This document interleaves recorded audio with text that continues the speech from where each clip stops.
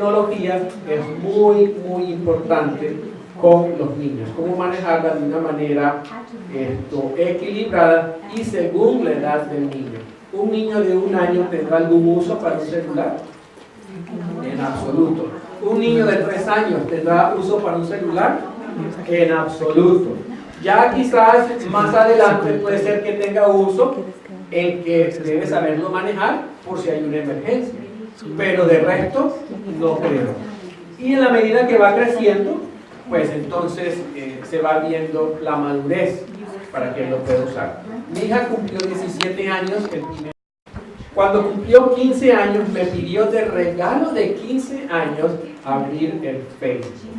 Y ahí sí me puse un poquito en aprietos, porque uno quiere siempre darle a ellos lo que ellos quieren, pero que sea bueno. Y entonces le dije, pídeme cualquier cosa menos eso. Entonces, no, eso era lo que quería. Se quedó sin Facebook. Ahora en junio estudiando el Audioblog, ella nos pidió que quería una experiencia, que quería mejorar su inglés, así que lo hicimos.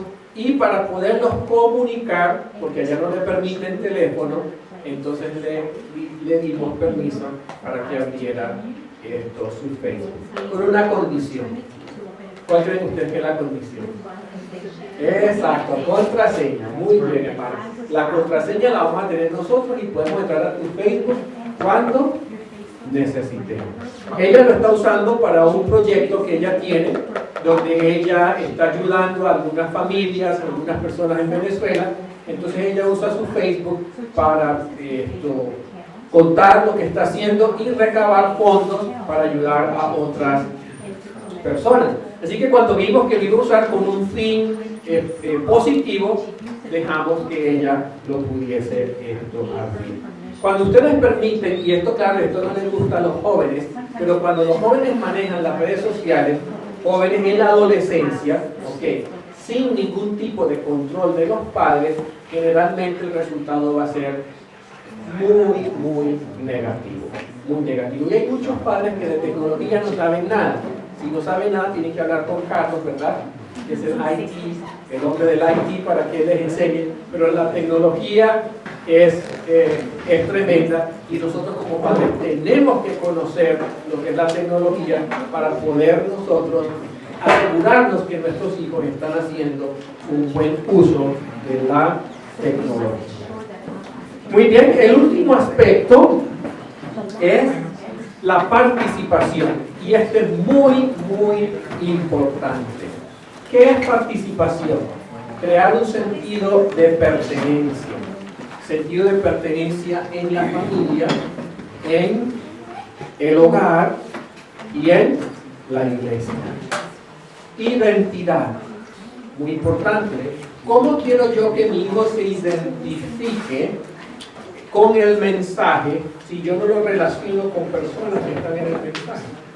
Por eso es tan hermoso el ejercicio que estamos haciendo este fin de semana aquí, que estamos creando en ellos.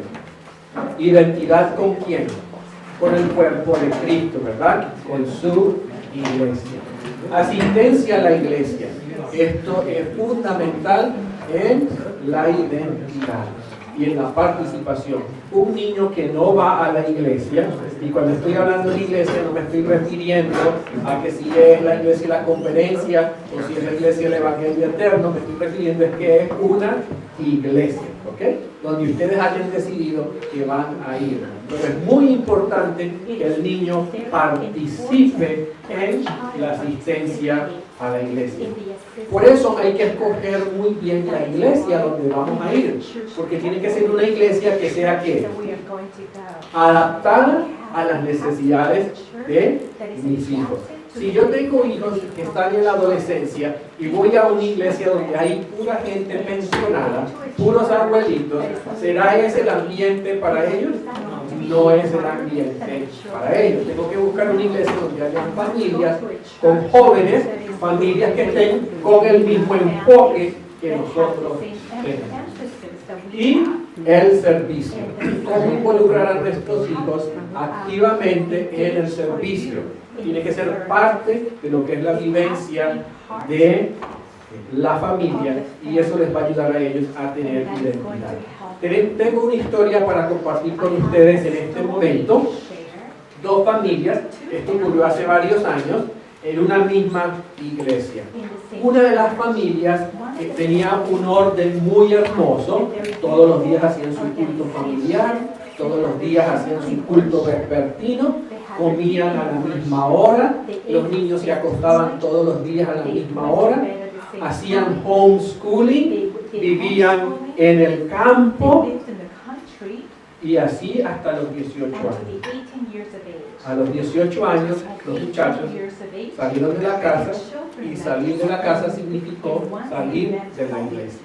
Hoy en día no están involucrados con la iglesia. En esa misma comunidad, en esa misma iglesia existía otra familia. Esta familia admiraba mucho a esta otra familia. Recuerden, lo que esta otra familia hacía es bueno o no es bueno. Es excelente, eso hay que hacerlo. Pero vamos a ver dónde estaba la familia. Esta familia querían hacer el culto todos los días, pero no lo hacían todos los días. A veces sí, a veces no. Los niños se acostaban no siempre a la misma hora. Había un poco de desorden en esta familia. ¿Está bien? ¿Ustedes conocen familias así? Que cuando están de vacaciones los niños se paran a las 11 de la mañana y bueno, uno llega a la casa y uno no sabe si la gente está durmiendo, si está despierta, en fin, no se sabe si hacen culto o no hacen culto, pero aman al Señor y quieren hacer las cosas bien, pero no le han agarrado bien el dominio, ¿verdad?, a la situación en el hogar. Ellos admiraban mucho a la otra familia por el orden y la organización que había. Cuando estos niños crecieron, llegaron a la adolescencia, cumplieron ya la mayoría de edad, hoy en día todos están involucrados en la iglesia. El uno estudió teología, el otro estudió esto, todos están involucrados en la iglesia, en el ministerio. Y entonces se hicieron la pregunta, ¿qué pasó? O sea, que tocan hacer culto para que los muchachos se queden en la iglesia. No, esa no es la respuesta. ¿Qué pasó? Se identificó un patrón de conducta. Los primeros padres no permitían que sus hijos fueran a la escuela sabática, aunque hay un niño que se porta mal. Iban muy poco a la iglesia porque en la iglesia había malas influencias. Siempre los tuvieron aislados y solos. La otra familia todo el tiempo se la pasaba en la iglesia. Los cultos de los miércoles, los cultos de los domingos, cuánto campamento había, todos los congresos, cuando la iglesia salía a darle comida a los viejitos, ellos se iban, cuando iban a repartir comida a los hombres, ellos estaban allí todo el tiempo. Ellos salían de la casa el sábado en la mañana y no regresaban hasta la casa hasta el sábado en la noche. Todo el sábado lo pasaban ¿dónde? En la iglesia, hacían obra misionera participando. Los cuales era el ideal. ¿Cuál hubiese sido el ideal? El primer hogar con la participación del segundo, ¿verdad? Habría sido un experimento maravilloso. Entonces, nosotros tenemos que tener ese equilibrio, ¿verdad? Entre ambiente y participación. A veces por cuidar a nuestros hijos del ambiente equivocado, ¿qué hacemos? No les permitimos participar del cuerpo de Cristo. Y entonces ellos crecen sin un sentido de identidad, porque no se han relacionado con el cuerpo de Cristo. Y finalmente entonces ellos se aíslan de lo que es el ministerio. Así que nosotros tenemos oportunidades muy hermosas. Las familias que viven aquí en este hermoso ministerio, ustedes han visto a los niños. ¿Qué hacen los niños? Participan en el huerto, participan en todo. Eso es muy, muy importante. Aquellos de ustedes que no han podido salir al campo, ¿dónde tienen que participar mientras hacen ese movimiento? Allí en su iglesia. Ubicar una iglesia que comparta sus valores y entonces involucrarse activamente. ¿Pero qué requiere eso de nosotros como padres? Esfuerzo, porque es más fácil quedarse durmiendo el sábado en la tarde que ir con ellos e involucrarse. Entonces, eso es muy importante, padres, el sentido de pertenencia, la identidad, asistencia a la iglesia y el servicio, lo que hemos llamado participación. Si vivimos en un ministerio, yo conozco familias que viven en ministerios y estando dentro del mismo ministerio hay una escuela en el ministerio y no mandan sus hijos a la escuela del ministerio. Hay un huerto comunal en el ministerio. No, ellos prefieren hacer una huertica en su casa y no ir al huerto del ministerio porque ahí hay un niñito allí que es desobediente, entonces mi hijo lo va a ver y se va a volver desobediente. Recuerdo una familia que estuvo en nuestra fundación hace unos cuantos años. Su niño tenía 2 añitos y recuerdo que no lo llevaban al culto, sino que la mamá le hacía su culto aparte. No participaban en nada, ni siquiera comían con nosotros en el comedor, porque no fuese a recibir malas influencias de otros niños. Él comía solito en su casa, le hacían su culto solo en la casa, a la escuelita sabática no lo llevaban, solamente en el culto de los adultos. El niño comenzó a crecer, ¿y qué comienzan a hacer los niños cuando comienzan a crecer? Quieren sociabilizar, quieren relacionarse con los otros niños. Ellos como familia tomaron la decisión que debían irse de la fundación porque habían allí otros niños que no se comportaban a la altura de lo que ellos esperaban. Muy bien, ese niño hoy en día es un hombre, ya tiene 20 y pico de años y es un borracho y se salió totalmente el mensaje. Hay muchos factores, no podemos ser simplistas, ¿verdad? Pero ¿cuál fue uno de los factores? Él creció en un medio donde siempre le enseñaron que nosotros somos los mejores, los demás no sirven. Y por otro lado, nunca lo dejaron ¿qué? Participar. Y él no se identificó ¿con quién? Ni con el cuerpo de Cristo, ni con las necesidades de los demás. Así que es algo que tenemos que saber manejar con sabiduría. Así que si tenemos el modelaje, la formación, el ambiente y la participación, tendremos los 4 elementos que son necesarios ¿para qué? Para que nuestros hijos tengan la mejor opción a tomar las mejores decisiones. Aún así, ¿qué ocurre? La decisión final es ¿de quién? De ellos, ¿verdad? Pero nosotros como padres tenemos que asegurarnos de que hicimos lo correcto. Y les reitero, por eso el hombre juega un papel muy, muy importante. Y el papel no es en convertirme en el macho de la casa. ¿Cuál es el papel? En que ellos puedan ver en nosotros los hombres el ejemplo, la virtud, los frutos del Espíritu que el Señor quiere que ellos puedan ver. Dice el apóstol Pedro, vamos a abrir nuestras Biblias.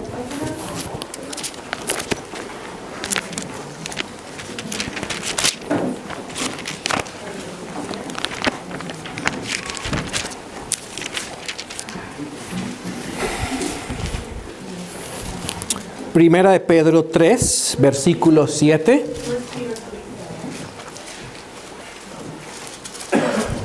Dice, vosotros maridos, igualmente vivid con ellas sabiamente, dando honor a la mujer como a vaso más frágil y como a coherederas de la gracia de la vida. ¿Para qué? ¿Cómo termina el apóstol Pedro el versículo? Para que vuestras oraciones no tengan estorbo.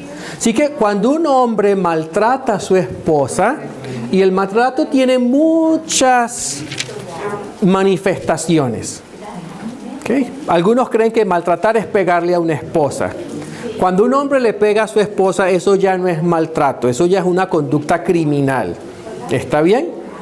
Y eso no se arregla con la Santa Cena, eso se arregla de otras maneras. ¿Okay? Pero aquí habla de que un hombre que maltrate a su esposa, que no vive con ella sabiamente, ¿qué pasa con sus oraciones? A veces oramos por nuestros hijos y el Señor no responde. ¿Por qué? Porque nuestras oraciones tienen estorbo. Y en el nivel familiar, el apóstol Pedro dice que hombre que no sabe tratar a su esposa sabiamente, ¿qué pasa con sus oraciones? No llegan al trono de Dios. Entonces eso es muy importante para nosotros como hombres saber que para que nuestras oraciones lleguen al trono de Dios, ¿cuál es el prerequisito? ¿Cuál es? Tratar a la mujer como sabiamente, como a vaso más frágil, como a coherederas de la gracia de la vida. Hermano Tony, ¿cuánto tiempo nos queda? ¿O ya se nos fue el tiempo? ¿Un poquito más? Muy bien. Si alguien tiene alguna pregunta, siéntase libre de hacerlo. Muy bien, para ir entonces concluyendo, vamos a compartir unas citas sobre lo que he hablado hasta ahora. Sobre formación, dice la hermana White, en Conducción del Niño, página 195. No debilitéis la voluntad del niño, sino dirigidla. Yo no sé si ustedes han leído un libro que se llama Cómo entrenar un niño. ¿Sí lo han leído? Ese libro tiene muchas cosas buenas. Cuando yo llegué a ver ese libro por primera vez me emocioné muchísimo, pero después me di a la tarea de comparar el libro con los escritos de la hermana White. Y me di cuenta que no podía aplicar todo lo que dice el libro. La hermana White dice que el castigo corporal lo debemos usar cada cuánto. Ella lo dice. ¿Cada cuánto debemos usar el castigo físico? Ella lo dice. Exacto, hermano. El último recurso. Eso significa que no lo debo estar usando todo el tiempo. Es el último recurso. Cuando el consejo, cuando otras correcciones no tienen efecto, ¿qué tengo que hacer? Usar el último recurso. En ese libro, el castigo físico es ¿qué? Es el primer recurso. Y en el libro decía que para enseñarle a un niño dominio propio, uno debía poner en una mesa un objeto que a él le gustaba y colocar el niño. ¿Qué va a hacer el niño? Estoy citando el libro. De una vez iba a caminar a tomar el juguete o el objeto. Y decía el libro que debíamos tener una ramita y decir al niño no, pero que si él extendía su mano a agarrar, lo que debíamos hacer, darle con la rama en la mano. ¿Eso es educar la voluntad o eso es entrenar la voluntad? Eso es entrenar la voluntad. ¿A quiénes se educan de esa manera? Los animales. Así entrenamos a los caballos, así entrenamos a los perros, así entrenamos a los gatos, ¿verdad? Para que aprendan a usar su cajita y no hagan en todas partes. Pero así no se enseña un niño. Porque así lo que hacemos es doblegar su voluntad. Y la idea es someter la voluntad, no que él se le destruya su voluntad. Muy bien, salvad toda la fuerza de la voluntad porque el ser humano la necesita toda, pero dadle la debida dirección. Tratadla sabia y tiernamente como un tesoro sagrado. No la desmenucéis como a golpes, ¿verdad? Sino amoldadla sabiamente por precepto y verdadero ejemplo, hasta que el niño llegue a los años en que pueda llevar responsabilidad. Se me han presentado muchos casos, y mi alma ha enfermado y se ha llenado de asco al tener una vislumbre de sus vidas íntimas a causa de la podredumbre del corazón de los seres humanos que profesan piedad y hablan de ser trasladados al cielo. Me he preguntado con frecuencia, ¿en quién puedo confiar? ¿Quién está libre de iniquidad? Como padres tenemos que ser muy cuidadosos que nuestro ejemplo sea el más puro y transparente. Hermano Oscar. ¿Preguntas y respuestas son ahorita o al final? Esto, si es sobre este tema, pueden ser ahorita. Okay. Acerca del maltrato, del uso físico. Cuando estamos hablando maltrato o uso físico, ¿qué uso físico es el que se lleva a cabo ahí? ¿Es nada más físico a través de juguetes o físico a través del azote? ¿Okay? Porque en la familia de mi mamá, mi abuelo nunca golpeó a sus hijos. Lo único que hizo, tal vez agrediéndolo físicamente, es alzar su voz. Pero en otras familias el maltrato se vio. Yo estoy personalmente totalmente en contra del maltrato. más que todo la conducción moral. ¿A qué nos referimos cuando el último recurso es el maltrato? Muy bien. El último recurso no es el maltrato. El maltrato nunca es un recurso. ¿Qué nos dice la palabra de Dios en Proverbios? Que el que no usa la vara, ¿qué pasa? Claro, la vara significa disciplina, pero la vara también a veces significa ¿qué? A veces significa vara, ¿ok? Pero miremos algunos ejemplos. El hermano habla de un familiar que nunca castigó a sus hijos con la vara. Ayer leíamos, compartíamos con ustedes que la hermana Juan nos dice que debemos estudiar ¿qué? El carácter de nuestros hijos. ¿Okay? Voy a ponerles un ejemplo. Mi papá creció en un hogar donde a su hermana menor, mi tía Rosaura, nunca la castigaron con la vara. Y tuvo un comportamiento excelente. Ese era su carácter. Era una niña, mi tía era una niña como dócil, sumisa, obediente. Nunca fue necesario usar la vara. Mi papá llevó vara de mi abuelo una sola vez en la vida. Porque hizo algo que mi abuelo consideró que requería ¿qué? El uso de la vara. Pero el pastor Restrepo le dieron una sola vez en la vida. Él no sabe lo que es ser maltratado en ese sentido. Mi papá a mí me pegó una sola vez en la vida.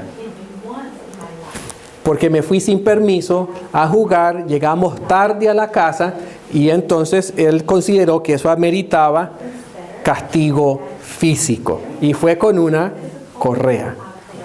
Muy bien. Mi mamá, yo perdí la cuenta de las veces que ella me dio, ¿ok? Muy bien, porque ella era la que estaba conmigo todos los días y sabía que yo necesitaba más. Así que eso depende de quién. Depende del carácter del niño. Lo que sí es que el uso de la vara debe ser reservado ¿para qué? Para las ocasiones cuando lo requiere, ¿verdad? Y que sea proporcional a lo que el niño hizo. Tengo unos familiares aquí en Estados Unidos que el hijo estaba traficando droga. Papá cuando se dio cuenta le dio una pela. ¿Es proporcional el castigo? Mi hijo está traficando drogas y le di una pela. ¿Es proporcional? Por supuesto que sí es proporcional. Lo que él está haciendo es gravísimo. ¿Qué requiere? Una respuesta contundente, sin ira, sin irlo a lastimar. Pero él tiene que sentir el dolor, ¿ok? Porque cuando se convierte en maltrato es cuando yo uso la vara de una manera que trae heridas o lastima al niño. Pero tiene que producirle dolor. Muy bien, el muchacho fue y lo denunció a la policía. ¿Okay? La policía vino y citaron a los padres a la corte. Bien, cuando estaban en la corte, la mamá le dice al juez: si usted me va a garantizar a mí que el día de mañana, cuando mi hijo sea un delincuente, la policía no lo va a agarrar y le va a pegar, como hemos visto en la televisión y todo lo que pasa, entonces usted tiene la razón. Entonces el juez le dijo: váyase, y no le hizo nada. ¿Sí? Porque cuando usted no corrige a su hijo en la casa, ¿quién lo va a corregir? La policía lo va a corregir. ¿Y cómo corrigen ellos? ¿Con palabras o con qué? ¿Para qué cargan esos palos que ellos cargan? ¿Para qué? Para golpear. Porque finalmente hay situaciones donde el castigo físico es necesario. La hermana White lo dice, la Biblia lo dice. Lo importante es aplicarlo ¿de qué manera? De la manera correcta en el espíritu. Doesn't Ellen White also say to never discipline a child in anger? La hermana White también no nos dice que nunca tenemos que disciplinar al niño cuando estamos enojados. Eso es verdad. Eso es verdad. ¿Sí? One other thing is that when we discipline, we should pray and we should explain to our children why we are disciplining them and tell them, I'm telling you this is wrong because you're going to hurt yourself. Cuando disciplinamos al niño también debemos de orar antes de disciplinarlo y decirle al niño por qué lo estamos haciendo. I have disciplined my Eso es nephew correcto. this way, and I explain to him that I'm going to discipline. I tell him 3 times, stop running around because you will slip, you will fall. And when I tell him that that's wrong, and now I have to spank him, he starts crying already before I spank him. And when I come to spank him, and that's it. Muy bien. Ahora, eso es muy importante, orar con ellos, explicarles, todo eso es necesario. Pero recordemos, hay muchas otras maneras de corregir que no implican el uso de la vara, ¿verdad? Por ejemplo, el niño está haciendo ruido en el culto y no deja escuchar a nadie. Sí, yo puedo usar otras medidas para corregirlo, como por ejemplo, hay un juguetico que le gusta mucho, hoy no vas a poder usar ese juguetico. A veces hay castigos que requieren que vamos a salir como familia y que no hay paseo. Pero el aplicar la disciplina correctiva exige mucho esfuerzo de nosotros como padres. Y es mucho más fácil sacar un palo y darle y se acomodó. ¿Sí? Pero la disciplina requiere mucho esfuerzo. Y si nos metimos a tener hijos es porque estamos dispuestos a ¿qué? A hacer todo lo que el Señor requiere que nosotros hagamos. Así que el recurso de la vara es muy fácil. ¿Por qué? Siempre tenemos algo, un zapato, una correa a la mano, ¿verdad? Siempre tenemos algo a la mano para darles. Y es lo más rápido. ¿Pero es lo mejor? No es lo mejor. Debe ser en su momento y en su lugar. Muy bien, que no debemos castigar a nuestros hijos con enojados. Así es. Así que eso requiere primero un ejercicio de ¿qué? De dominio propio. Puede ser que un hijo haga algo y yo me enoje. Eso ocurre. ¿Qué debo hacer? Bueno, puedo hablar con él y decirle, hijo, después hablamos. ¿Ok? Después hablamos. Y cuando ya me calmé, analicé las cosas bien, quizás mi esposa vino y habló conmigo, o yo hablé con ella, porque a veces puede ser el uno o el otro, ¿verdad? Que reacciona de una manera descontrolada. Entonces ya nos ponemos de acuerdo y aplicamos la corrección con oración y con lo que hay que hacer. Muy bien, hermanos. Bueno, sí, hermana. Después de un niño pequeño, hacer una corrección física, porque, o sea, no violenta, pero sí física. ¿Cuál es el procedimiento a seguir del padre o de quien lo está corrigiendo? Después de hacer la corrección. Sí, porque a veces yo he visto mamás que le han dado una nalgada al hijo y lo vienen y lo acarician o le dan lo que quieren. No, claro, si yo lo castigo y después le doy lo que él quería y no buscando un resultado en el niño, me dio rabia y le pegué, y después ¿qué tengo? Sentimientos de culpa, entonces lo compenso dándole lo que quería. Eso es peor que no castigarlo. Es mejor no castigarlo que hacer ese tipo de cosas. Claro, perdón, hermana, eso no quiere decir que castigué a mi hijo y entonces lo ignoro y lo rechazo para que siente el efecto del castigo. No.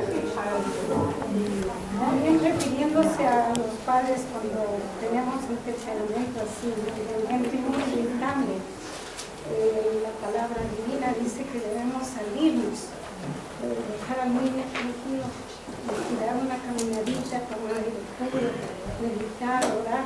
Cuando ya estemos en un estado que el Espíritu Santo nos está ayudando, entonces que Él nos indique qué hacer con el niño, porque hay niños, como usted mencionó, el temperamento de su hermana era dócil, era noble, pero hay niños que por naturaleza no hay eso. Uno requiere mucha dirección divina. Así es, hermano. Muy bien, quiero terminar haciendo, bueno, hay muchas citas muy bonitas, ¿verdad?, que nos pueden ayudar. Pero quiero terminar con esta parte, influencias modeladoras del niño. La hermana nos decía que hay niños que, ¿verdad?, que son muy difíciles, hay otros niños que son muy dóciles. Vamos a mirar esto, ¿por qué? Muy bien, tenemos la estructura de la familia.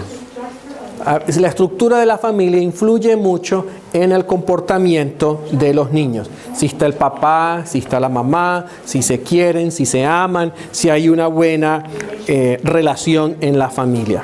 El otro es los valores familiares. Muy bien. Hay familias que son muy distantes, que son poco dadas a reunirse, a compartir. Todo eso influye en el desarrollo de los valores familiares. Muchos de ustedes tienen padres que poco o casi nunca hablan con ellos. ¿Por qué? Eso tuvo que ver con la estructura familiar y con los valores familiares. Generalmente la mujer es la que le da la calidad y la cualidad afectiva al hogar, pero el hombre es el que permite que eso trascienda a través del tiempo. Y muchas de las familias hoy en día el padre está ausente, aunque físicamente esté vivo o presente en el hogar, pero él está ausente por la manera como él manejó el hogar. Muy bien, el rol de la familia. Si yo como hombre no soy el que proveo en mi familia, sino que es mi esposa la que provee, y no por una situación de salud, sino porque sencillamente así es como yo lo prefiero, eso ya está dando un valor que se le está enseñando a los niños. Muy bien, ¿quién es la persona que paga la renta en la casa? ¿Quién es la persona que trae la comida en la casa? Es muy importante para un buen desarrollo familiar que esa persona sea ¿quién? El padre. No significa que la madre no pueda trabajar en determinadas circunstancias, pero sí significa que los hijos deben ver que la persona que provee es ¿quién? El padre. Conozco una familia. Han tenido unas situaciones muy difíciles, total que llegaron al divorcio, hubo una falla grave de parte del esposo, así que vino el divorcio como consecuencia, y entonces el juez determinó que el padre tenía que proveer para las necesidades de la familia, ¿no? Lo que se llama alimony aquí en Estados Unidos.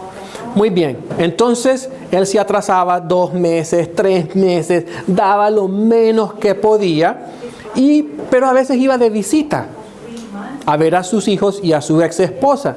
Y entonces iba de visita y en el camino compraba un pan y lo llevaba. El próximo mes daba la ayuda, pero la di un poquito menos. Y la mamá de los niños le dice, mira, ¿qué pasó? No diste los $200 que tenías que dar, diste 190. Ah, es que el pan que yo les llevé ese día, ese me costó $10.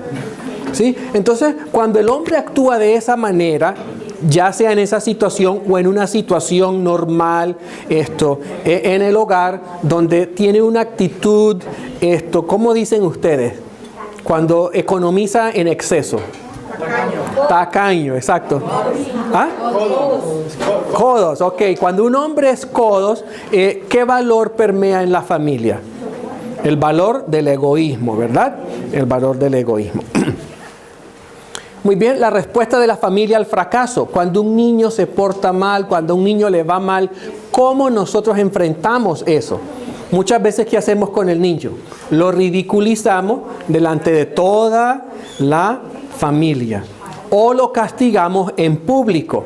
Eso es nuestra respuesta ante el fracaso y eso no es positivo para el desarrollo del niño. ¿Cuántos de ustedes como adultos les gustaría que un pastor desde aquí les señale sus pecados delante de todo el mundo? ¿Agradecerían ese ejercicio? ¿Ah? Ok. ¿Nosotros lo hacemos con nuestros hijos? Sí, lo hacemos, ¿verdad? Entonces no estamos actuando de una manera correcta. La reprensión debe ser en privado. Ahora, ocurren excepciones. Cuando mi hijo le falta el respeto a un adulto delante de todo mundo. Yo no voy a agarrar una correa a pegarle delante de todo mundo. Pero en ese mismo instante, ¿qué tengo que hacer? Corregirlo, decirle, hijo, esa no es la manera de hablarle, pídele perdón, excúsate con él, ¿okay? Y si le voy a hacer el castigo, después lo hago ¿dónde? ¿Ok? Porque si yo no lo hago sentir que su acto público debe ser públicamente corregido, ¿qué va a sentir él? se va a sentir que estuvo bien y que no fue tan grave lo que él hizo.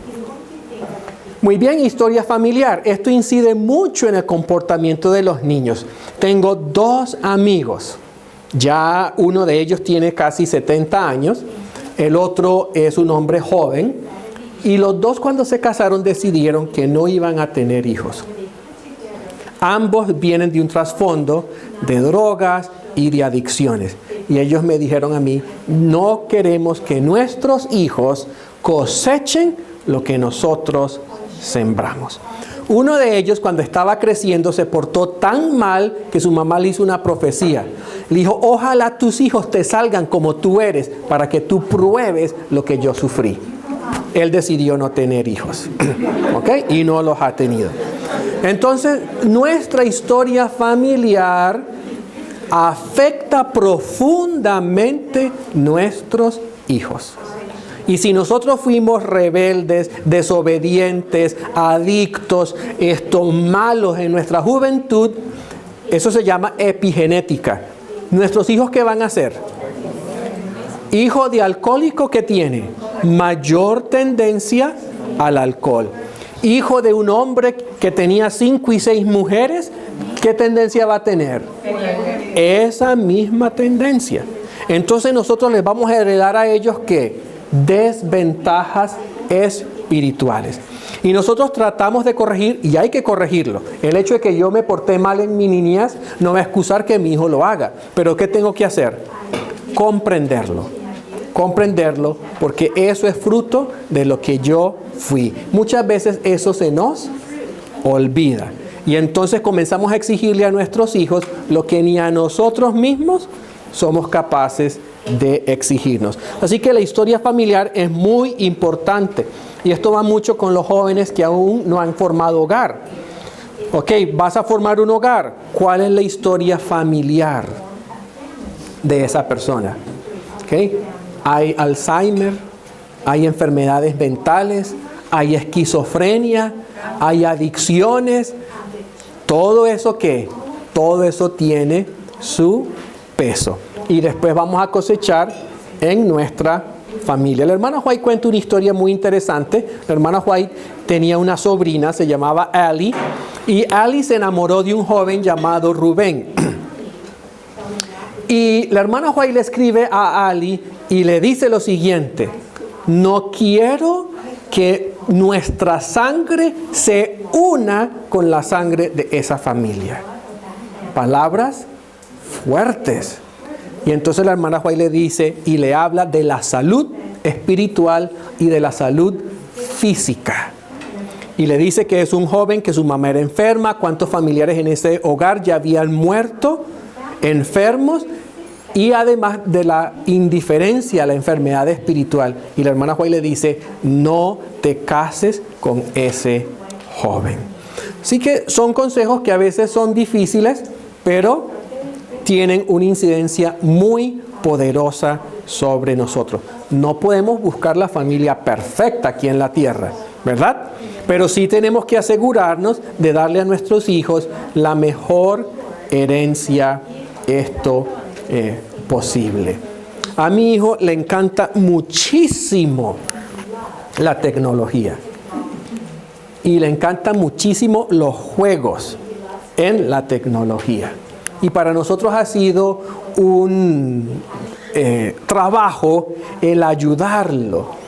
Y conversando con mi esposa, nos dimos cuenta que mi suegro en su juventud no había tecnología, pero habían otros juegos como las cartas, los naipes, la lotería, y él en su juventud fue un empedernido jugador. Tan jugador que a veces le vendía a mi suegra las joyas para irse a jugar. ¿Ok? ¿Quién cosecha hoy en día eso? Exactamente. Y entonces nosotros hemos hablado con él y le hemos dicho, tu abuelo tuvo este problema y tú también tienes esa tendencia. Tienes que trabajar para no seguir el mismo patrón. Pero a veces nosotros queremos corregir cosas sin conocer ¿qué? sin conocer el trasfondo. Y es muy importante conocer el trasfondo. Muy bien, ¿cómo la familia resuelve el conflicto? ¿Okay? Esto es muy interesante. A veces en el hogar se nos olvidan los roles. Generalmente eso es porque, como les decía al principio, el hombre no asume el rol que le toca, ¿no? Entonces, ¿cómo resolvemos el conflicto? En toda familia va a haber conflictos, pero necesitamos tener las herramientas para poderlo resolver. Entonces, les pongo un ejemplo que ocurre en muchos hogares. Esto ocurrió en el mío. Vamos manejando y entonces mi esposa se convierte en el GPS. ¿Ok? Métete por aquí, crúzate por acá. Entonces yo paro el carro y le digo, ¿tú quieres manejar? Maneja tú, pero déjame manejar en paz. Yo conozco el camino, yo sé a dónde voy. Okay. Pero en otras ocasiones no hacemos eso, sino que yo voy manejando. Entonces, ¿qué fue lo que pasó hace poquito, antes de venir? Pasó algo. Ajá, ya me acuerdo. Íbamos entrando, en la finca hay 2 entradas, ¿no? Entonces, yo hice a entrar a la primera y mi esposa me dijo, no, entra en la segunda. A veces damos órdenes solamente porque nos gusta dar órdenes, pero no es por otra razón. Entonces, yo le hice caso y nos fuimos a la segunda. Y en la segunda estaba cerrada y no se pudo entrar. Entonces, bueno, nos tocó devolvernos y entrar por la primera. Entonces yo le expliqué, es que la segunda siempre está con candado, por eso a mí me gusta entrar aquí. Son cosas pequeñas, pero que si no las sabemos manejar pueden causar ¿qué?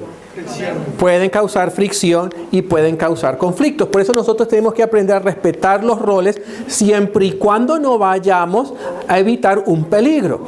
Así que si yo llego a la cocina de la casa y comienzo a abrir todos los gabinetes y decirle, mira, ese plato no va allí, ponme ese plato aquí, esa olla pónmela allá, ¿qué estoy haciendo?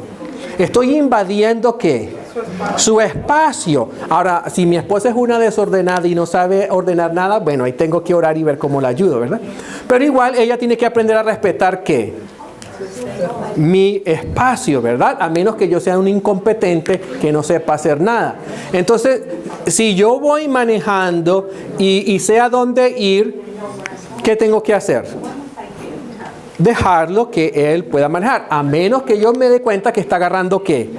Un camino equivocado. Entonces, ¿qué hace el amor?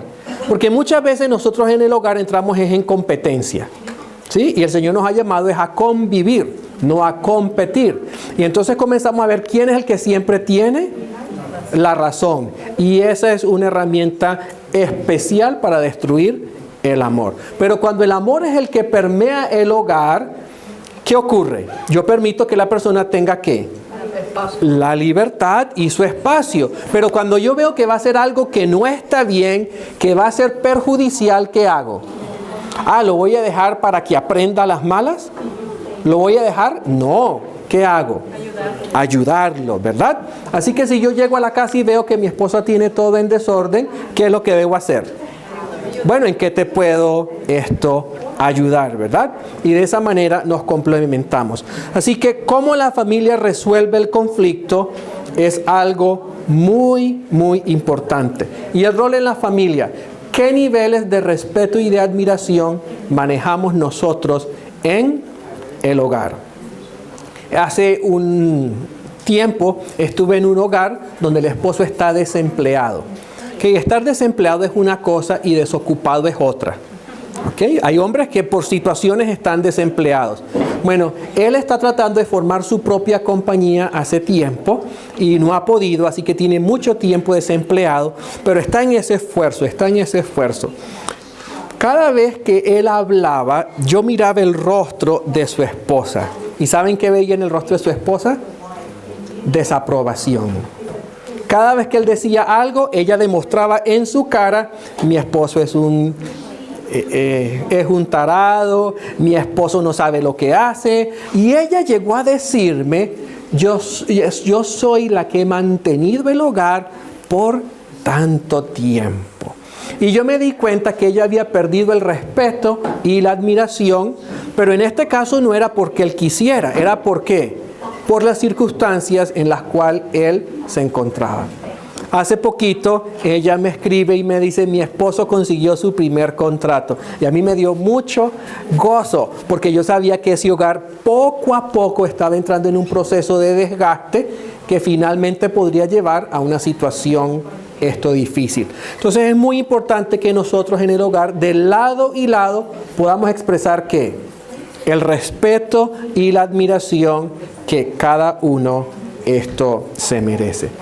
Muy bien, que el Señor les bendiga y espero que haya sido de mucha ayuda para ustedes. Gracias por esos minutos adicionales, hermano Tony. Y recuerden, el fundamento de la sociedad, ¿cuál es? La familia. El Señor quiere llevar a quién al cielo, a las familias completas. Por eso el mensaje de la familia es una parte indispensable del mensaje de los tres ángeles. Muy bien. Bueno, para darle la respuesta a la hermana, ¿en qué contexto lo dijo la hermana White? ¿Y qué principio subyacente encontramos? Ella lo dijo en el contexto de la división racial que había aquí en Estados Unidos. Ok. ¿Esa división racial ya desapareció del todo? No. No. Entonces todavía hay cosas que tenemos que aplicar. Pero ella también lo dijo en un contexto más amplio, y es en cuanto a lo que dijo el apóstol Pablo. Todo me es lícito, mas no todo conviene. ¿Ok? Nosotros no podemos hablar de razas porque los hispanos somos uno de los pueblos más mezclados que existen. Nosotros somos el fruto del mestizaje. ¿Ok? Algunos de español con inca, con azteca, con maya, en fin. Y otros mi abuela es afrodescendiente, ¿ok?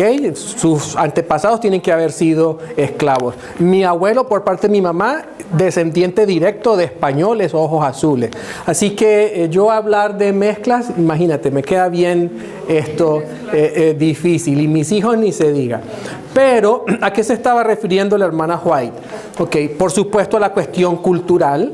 Y cuando una persona de una cultura se casa con otra de otra cultura, van a llevar una desventaja. ¿Ok? Y si usted está dispuesto a sobrellevar esa desventaja y a no quejarse, está bien. Ustedes han visto lo que ocurre cuando una persona con un trasfondo árabe o musulmán se casa con una persona de una cultura occidental. Ustedes saben lo que pasa allí. Y si una mujer quiere ser tratada como un objeto y no como una persona, pues adelante. Si eso es lo que quiere, pues después no se esté quejando, exactamente. Entonces, la cuestión cultural va más allá del color. Tiene que ver con mi propósito de vida, el llamado que el Señor me ha hecho. Muchas veces una unión interracial se convierte en una distracción. Y si yo me caso es para la gloria de Dios, yo voy a asegurarme de que esa unión sea para el avance de ¿qué?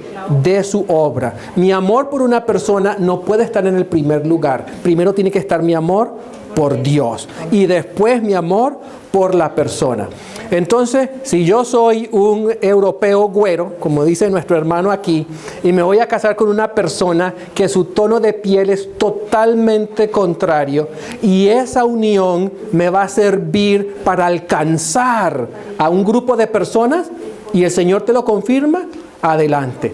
Pero si esa unión se va a convertir en una distracción, donde todo el mundo va a estar diciendo, ay, míralo él y míralo a ella, y cómo van a salir esos niños, y después mis hijos van a sufrir, ¿verdad? Porque no van a ser aceptados ni en un lado ni en el otro, entonces ese matrimonio no fue para la gloria de Dios y yo voy a sufrir las consecuencias de esa decisión. Bien, el Señor les bendiga. Amén.